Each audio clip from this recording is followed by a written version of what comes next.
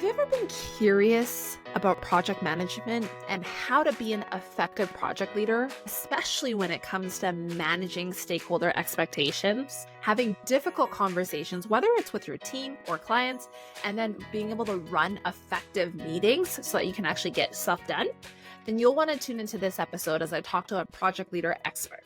Let's dive in. Welcome back to another episode of The Leader Within. Today, I'm excited to introduce Ben Chan, the founder of CLYMB Consulting and a project leadership success coach who empowers overwhelmed project managers to confidently lead tomorrow's projects as strategic project leaders. He is also an international speaker and a host of the podcast, The Organized Chaos Cafe. Given his experience, I'm excited to have him share his insights with you. Well, welcome, Ben. You've had such a successful career and now you're coaching leaders. So I'm curious, based on your career trajectory, what are attributes of leaders that have played a key role in your success? Well, I think part of it is being thoughtful, right? Being able to not necessarily fly off the handle. And this really speaks back to emotional intelligence. How are you able to go and handle tough situations, to be able to provide feedback in a constructive way that is able to be executed?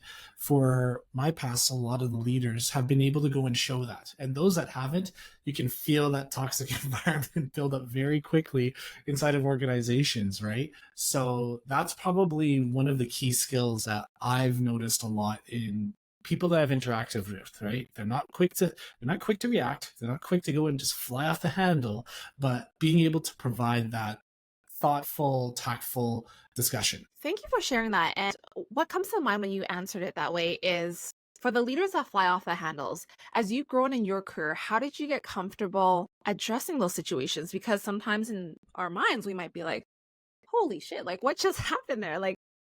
Should I come back? Or yeah, so I'm curious as to how you kind of address those situations. A lot of that actually I find is asking questions, right? Being a little bit curious as to what is going on? Why are you behaving like that? And not necessarily asking in that way, because why questions typically trigger a defensive response in other people.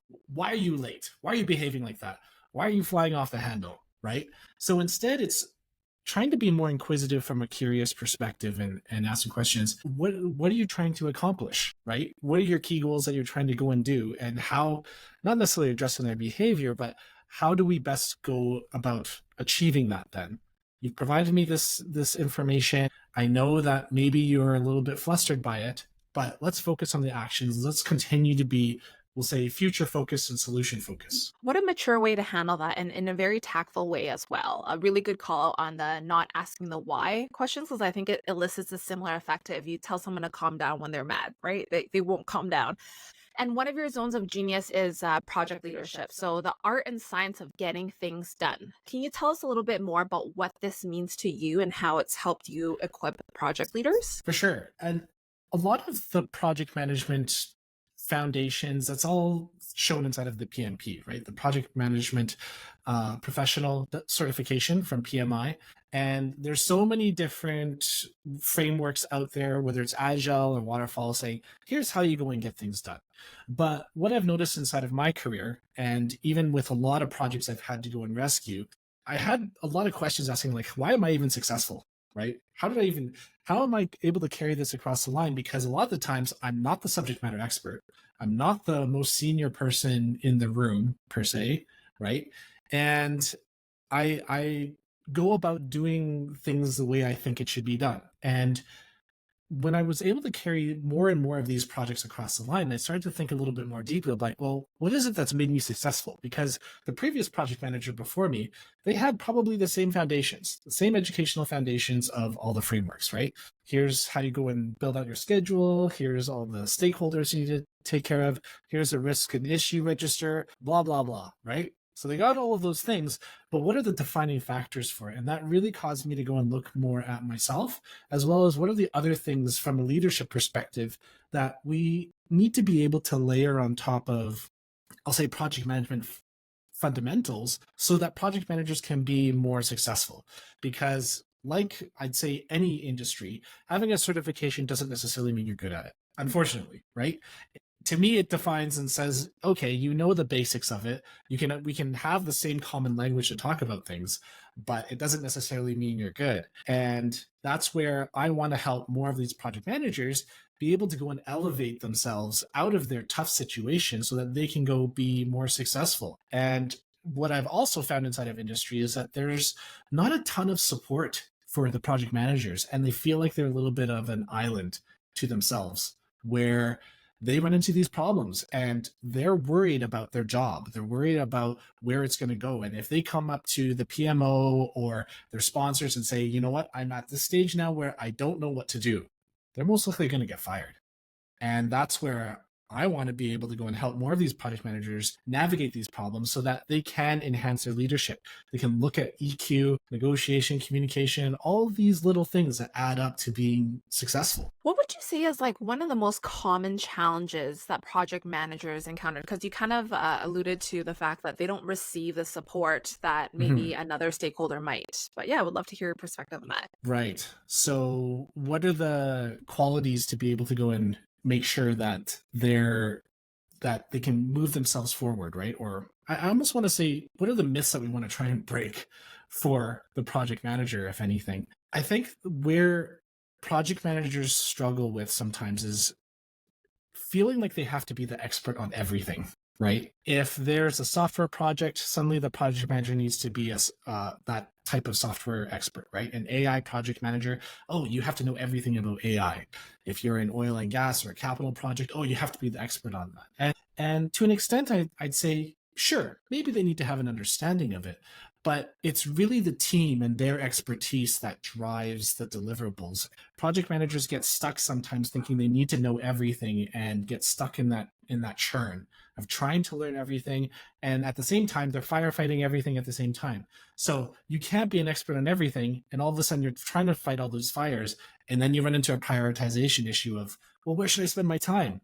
How am I going to get all these things done? And you're not then looking forward to all of the things to actually help you accomplish what you need to accomplish, right? From a project perspective, because your firefighters, it's not just you, it's also your team. Speaking of firefighting, how do you know what is the biggest priority and then evaluating that, you know what, the rest is just noise and distraction at this point. I need to help my team get focused on blank, especially for new project leaders, right?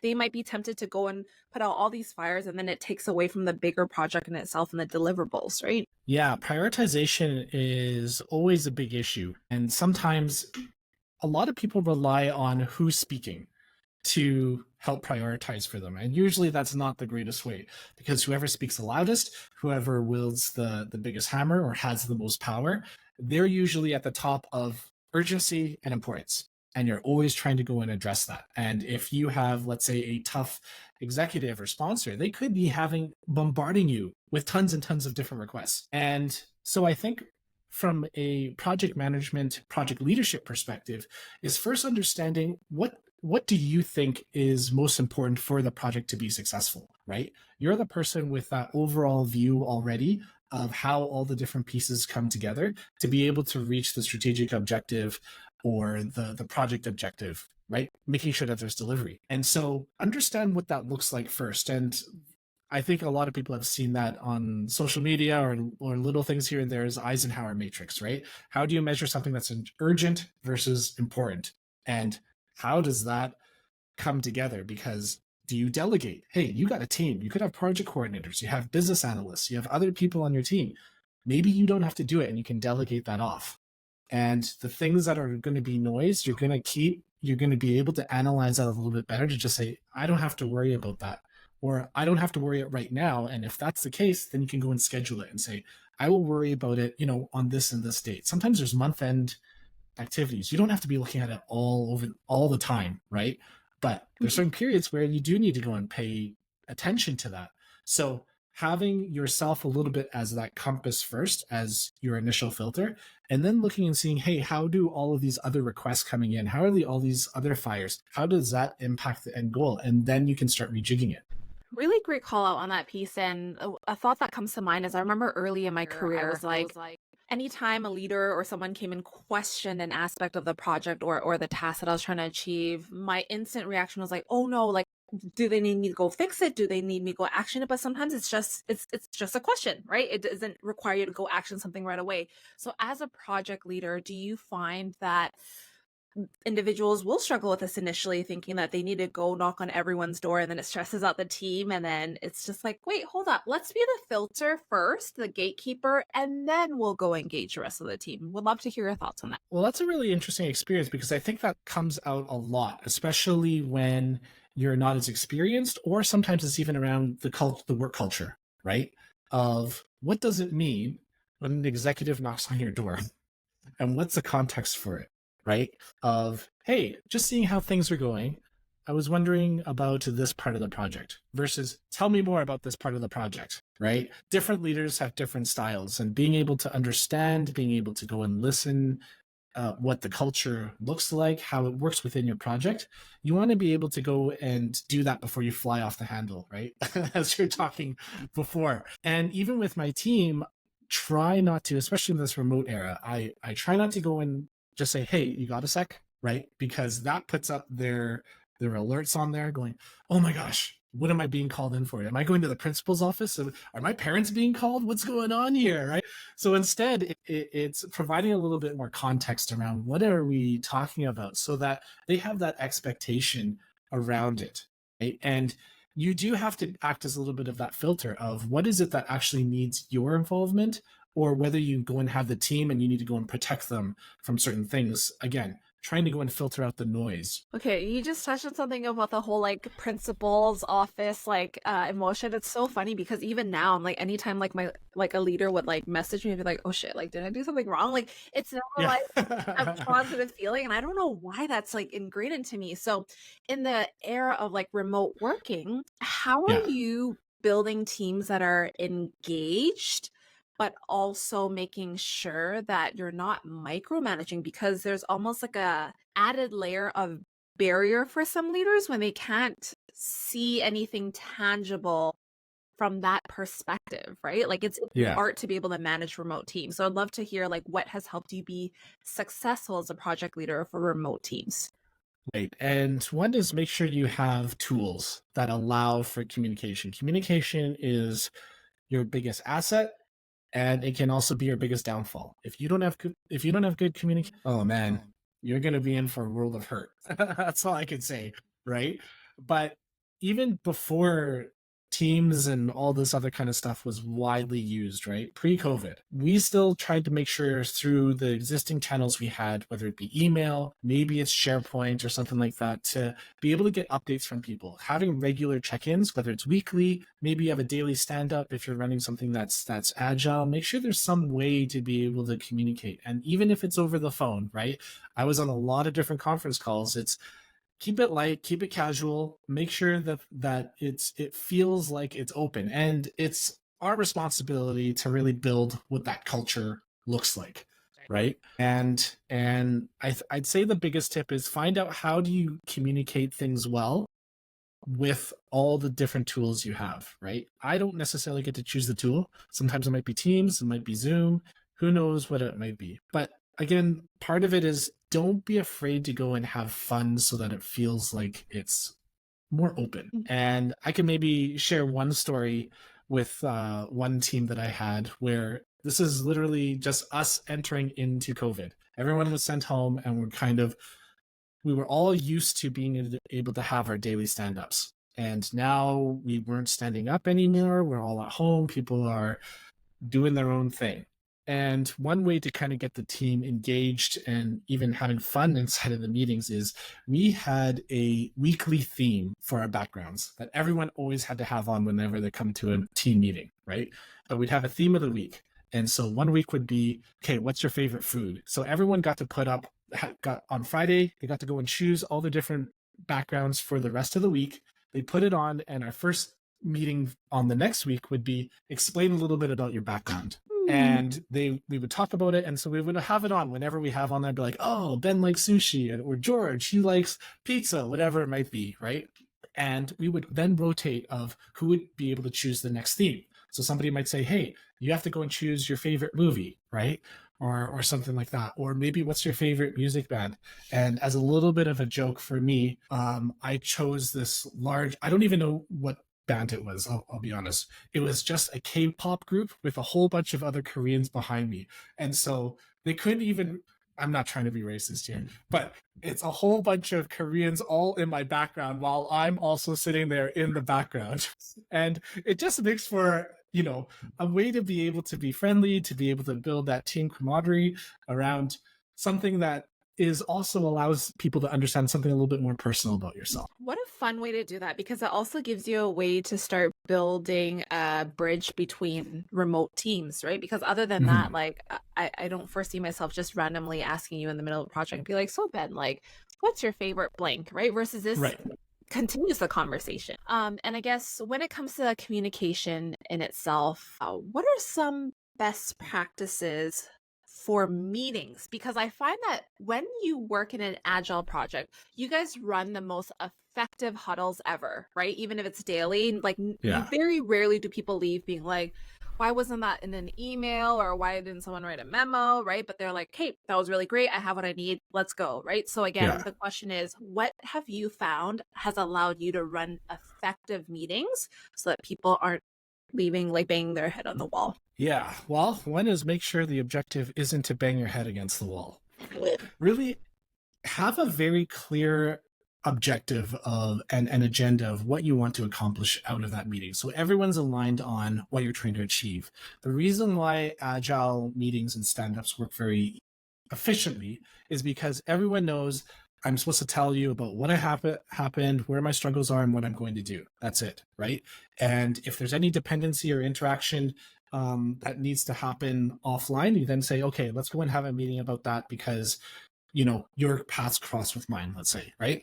So it has to be very intentional. And even though I know some of them can feel very standard, it's so long as you understand the intent and the objective of it, and part of you as a project manager, you have to work to be able to facilitate the discussion well, right? Identify when you're going down rabbit holes and saying, okay, go and have an offline meeting. Okay, go and send this off on an email. Otherwise, people love to talk about what they need, what they want. They love to talk about themselves, right? No, nothing against that. That's totally cool. But you can also see when it starts to spiral. Oh, so I was going through this, and then I went through that, and then I went out to get a coffee, and then I had to go out for a run, and it's like, whoa, where did we lose the line here, right? So being a good facilitator in inside of that meeting is going to be key as well, to say and identify when are things off track, when do you need to go and move it, and when do you need to go and continue moving the meeting forward while also being respectful,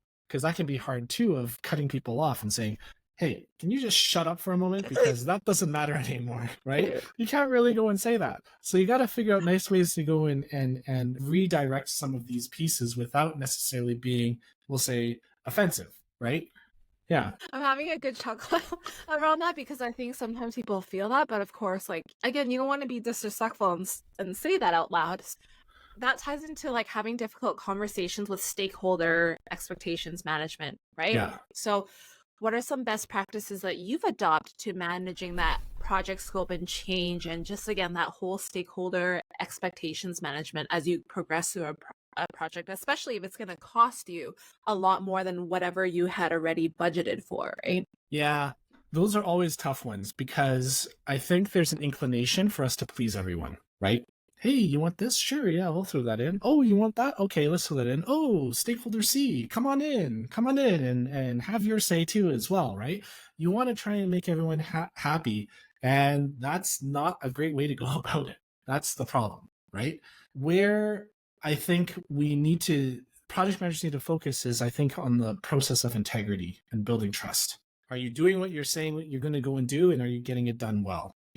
And with working with stakeholders is helping them understand what is the impact to them, right? And so if you have great change managers, OCM people, organizational change managers, they'll help you be able to navigate some of those conversations in a more detailed manner. And so my advice is work with them. The change managers are going to be your best friend to be able to go and help you build influence for yourself as well as for your project, right? But then it's really structuring that conversation to be not around how do I make you happy, but how does this impact you, and what are the benefits or that you might realize out of the project pieces, right? And if you're trying to go from a happiness perspective, you're going to get scope creep. So you just have to be able to understand that you're not necessarily trying to do it so that you're liked and that everyone's happy, because you're probably going to run out with a subpar product for or run into other problems with the project, right? Because you're trying to go and do that. Instead, work from a perspective of trust. Have them understand you can agree to disagree, and that's okay. But you need to make sure that they trust you to be able to get it done. I really appreciate the differentiator between that happiness piece and then the impact piece, right? Because it almost allows you to remove that emotional / ego tied to that happiness piece versus factually it'd be like, do you want to spend another $1 million? Cool, like we can make it happen. It's just going to take you another 6 months plus $1 million, right? Versus Right. the other part is like it's draining on both ends, right? If both sides don't get what they want out of it. And I think one thing that project managers have a really key role in playing is that collaboration piece. And then you also have the ability to create an inclusive environment, because I think you alluded earlier where it's like the loudest person in the room, it doesn't mean that like that's the voice you want to pay attention to Mhm. fully based on the problem that you're trying to solve or the product that you're trying to produce. So what does it look like from your perspective to create that inclusive and collaborative environment when everyone is so focused on just their silos, right? To Yeah, execute. no, definitely. I think part of it is, and I hate using some of these cliche words, I'll say, but empathy, right? Understanding what everyone's perspectives are and where they're coming from, right? Finance might have a different perspective than marketing, than IT, and maybe operations, right? And they all could be part of your project, but you need to make sure that you're building that space for them to be open around it, right? Again, I know it's cliche. Build that safe space so that people can go in and like, how are you going to go about doing that is always a different discussion. And I'll be honest, a lot of it I build through humor. I build through just making fun of myself a little bit, making sure that people understand that, hey, it's okay to make jokes. Just don't get yourself in trouble with HR, right? Especially if HR is part of your project. Don't do that. But making sure that you can have that conversation in and also outside of like, hey, I noticed you didn't have that. You didn't bring up any ideas. I just wanted to double check, and this could be a one-on-one conversation. I just wanted to double check to see if there was anything else you wanted to go and add or anything like that. I want to make sure that we've listened to your idea and that we're assessing it properly. Where again, a little bit of that trap too is just because you're listened to doesn't necessarily mean that you're going to take that action or take that advice. And that can sometimes be very hurtful for people of like, well, you listened, but then you didn't do what I said. Well, then it's up to you to be able to show the logic of why you didn't do it or why it wouldn't work, whatever it might be, right? Because what's even worse is you ask for feedback, they give you the feedback, and you don't do anything about it, right? Or you do the complete opposite, and then you start to create that sentiment for them of, well, why the hell am I even speaking up? I talk, I give my feedback, and it's complete bullshit. Oh, that's not good. You touched on that communication piece, right? Like it's even if you don't implement that feedback or if you go to the opposite direction, whatever it may be, I think people actually appreciate that follow-up piece more so than you listen for the sake of because HR or because leadership asks you to, right? And then they're like, did I just like share that with like a wall or like the open space? Like, why would I complete another survey, right? If like Right. it's just for the sake of speaking up. So thank you for that call out. And when it comes to project management and project leadership, how is AI influencing the way that you guys work through projects? Like, have you noticed any trends that you're like, I got to make sure I pay close attention to this one? A lot of this is actually emerging right now. It's interesting because even PMI, they have a few AI courses out there. There's some inside of the Agile community. I know there's a lot inside of the PMOs. And part of it as well is just what does your company allow, right? Because AI is such a, I'll say, interesting area where People could put in things that violate privacy and IP, right? Intellectual property, all those type of things. And so there's still a hesitancy I'm seeing from different areas of being able to use it more widely, right?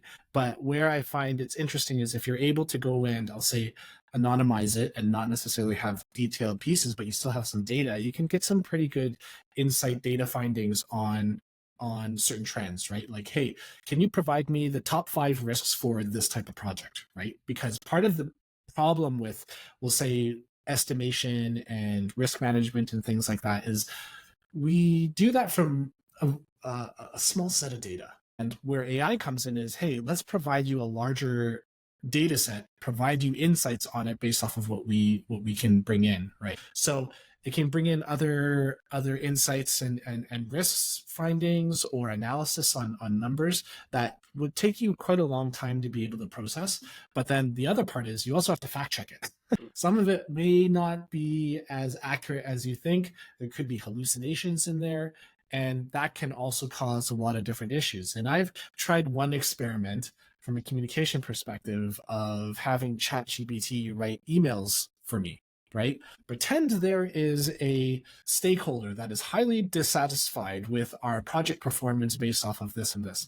Write an email back to me, to them, responding back how it is. And basically, I just kept that conversation going back and forth between the emails from both sides, pretending to be both sides, just to kind of see how it would go out. And the language it uses is quite interesting. It makes you think about how are you writing? How are you communicating yourself? Not necessarily just a copy and paste, but what are the words that AI is choosing to use versus what you would use, right? So there's a really good, I want to say almost like thought experiment that goes on inside of that. I love that you're experimenting back and forth. Sometimes I do that too, because I'm like, okay, how do you explain something to a 5th grader versus like a high level expert, right? Because it allows you to kind of tailor your communication to different stakeholders in a way that gets the message across of like, hey, why should I care right away, right? Right. And as we slowly wrap up our conversation, when it comes to unleashing the potential of individuals and organizations, what's the first thought that comes to mind? Like, what do you think it takes to unleash the potential of individuals and organizations? I think part of it is really giving the space for the individual to be more aware of themselves. I don't think people understand how much people, I feel like, are almost sleepwalking through their life and their job. They're in their job because they're just doing their job. I'm doing my role because that's my job description, right? And I know it sounds hokey, right? Very kind of like new agey stuff. Oh, just go on your self-discovery journal and all that kind of stuff. I'm an engineer. I graduated from computer engineering. I'm also a project manager. Like, all that stuff is logical pieces, right? I understand all the science, and even sometimes I'm like, oh man, self-discovery, what kind of bullshit is this, right?